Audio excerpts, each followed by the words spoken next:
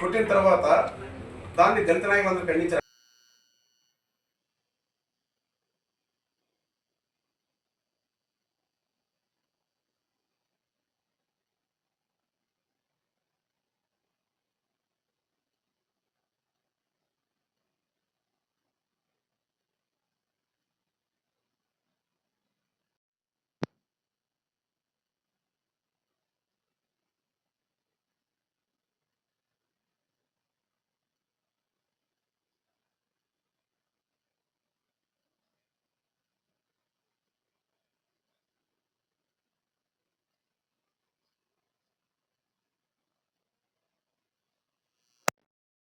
దళితుల కోసమే supreme court judgement ఇచ్చింది.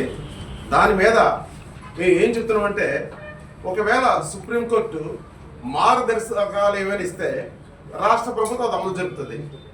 కానీ ఈ మధ్య ఉండి ఎమ్మెల్యే అలాగే గౌరవ డిప్యూటీ స్పీకరు కేవలం దళితుల మీద పగ పెట్టుకొని ఒక రాజ్యాంగ పదవులు ఉన్నామని మర్చిపోయి ఎక్కడ పడితే అక్కడ ప్రెస్ మీట్లు పెట్టి దళితులను కించపరుస్తూ ఏం చెప్తున్నాడు? అతను జైవీములు అంటున్నాడు, నీల్ కుమార్లు అంటున్నాడు, అంబేద్కర్కి విజయవాడలో స్థలాలు ఇచ్చారంటున్నాడు, అంబేద్కర్కి హైదరాబాద్లో స్థలాలు ఇచ్చారంటున్నాడు. అతనికి ఎందుకు రాష్ట్రంలో 175 మంది ఎమ్మెల్యేలు ఉంటే ఏ ఎమ్మెల్యే కూడా మాట్లాడటం లేదు. కానీ ఈయన మాత్రం ఒకళ్ళతో పుచ్చుకొని, రాష్ట్ర ప్రభుత్వం తరఫున ఒకళ్ళతో పుచ్చుకొని దళితులను కించపరిచి మాట్లాడుతున్నాడు. అలాగే స్వతంత్రం వచ్చి 77 సంవత్సరాలు అయింది. ఈ రోజు కూడా గ్రామీణ ప్రాంతాల్లోకి వెళితే దళితులకి అంటరానితనం ఉంది, కులవేస్తుంది, 2 క్లాసుల సిస్టమ్ ఉంది. వాళ్ళు బీసీద వాళ్ళు రోజుకు ఒక ప్రెస్ మీట్ పెట్టి అతను డిప్యూటీ స్పీకరు ఆయన మర్చిపోయి రాజ్యాంగ పదవులు ఉన్నాడు.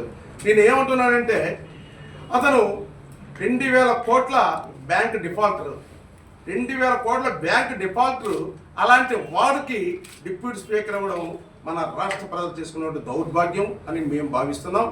అలాగే రాష్ట్ర ముఖ్యమంత్రి గౌరవ చంద్రబాబు నాయుడు గారు ఇంతలా అతను దళితుల్ని వేధిస్తున్నప్పుడు కూడా ఎటువంటి చర్యలు తీసుకోలేదు. మేమేమంటున్నామంటే, దీనికి బ్యాక్గ్రౌండ్ రాష్ట్ర ముఖ్యమంత్రి చంద్రబాబు ఉన్నాడేమని భావించాల్సి వస్తుంది. అలాగే ఈ మధ్య ఇంకొక స్టేట్మెంట్ ఇచ్చాడు రఘురామకృష్ణరాజు. రాష్ట్రంలో ఉన్న దళితులందరూ క్రైస్తవులేనట. రాష్ట్రంలో ఉన్న దళితులందరూ క్రైస్తవులు. మరి మేమెవరు? మరి మేము హిందువులు కదా, హిందూ దళితులు కదా, మా మనోభావాలు దెబ్బతినవా? కృష్ణరాజునేమో నువ్వు క్రైస్తవుడు అంటే ఒప్పుకుంటాడా?